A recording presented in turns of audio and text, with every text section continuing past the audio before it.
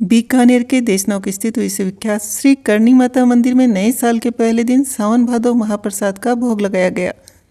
मां करणी के प्रति आस्था देश के कोने कोने में है। वैसे तो इस मंदिर में घूमते चूहों को देखकर लोग अचंभित हो जाते हैं और इस कारण पूरे विश्व में इस मंदिर की अपनी एक अलग ही चर्चा है। लेकिन इस मंदिर से जुड़ी एक और परंपरा है, महाप्रसाद की परंपरा। यह दशकों से चली आ रही है।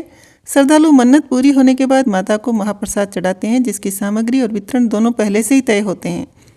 तय मानक से अधिक या कम न तो बन सकता है और न ही बढ़ सकता है। देशनोक करणी माता मंदिर में महाप्रसादी होती रहती है। कई क्विंटल प्रसाद भी बनता है, लेकिन पहली बार 17,500 किलो प्रसाद चढ़ रहा है।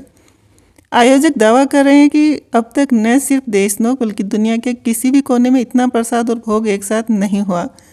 महाप्रसादी का भोग आयोजन किसी भी दिन किया जा सकता है, जरूरी नहीं कि नए साल पर ही इसे बनाया जाए।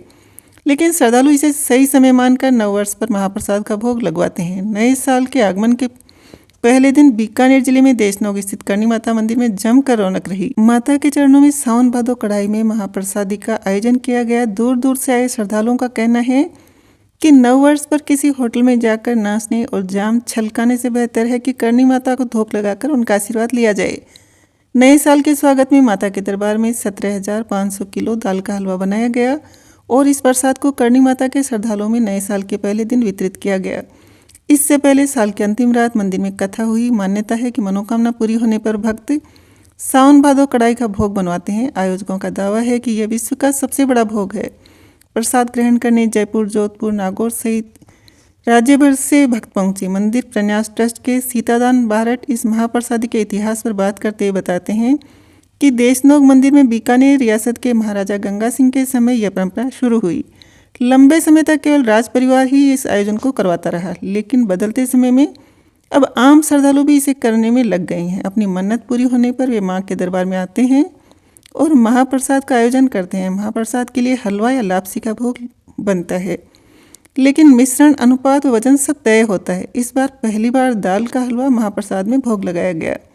इस महाप्रसादी में केवल मंदिर के अंदर बनी बावड़ी के बरसाती पानी का ही उपयोग होता है।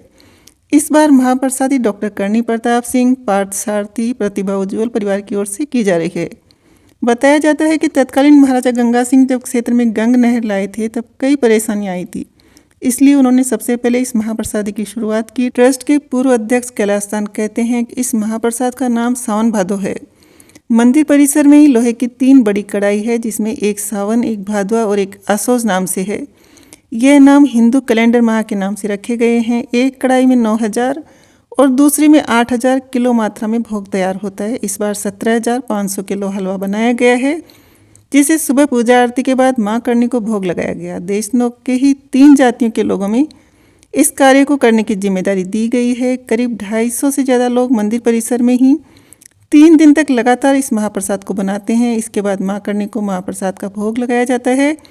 फिर मां करणी के वंशजों में निश्चित तौल के हिसाब से इसे वितरित किया जाता है। बाद में दिन भर श्रद्धालुओं को इसका वितरण होता है। करीब 50,000 से 1 लाख लोगों तक यह प्रसाद पहुंचता है।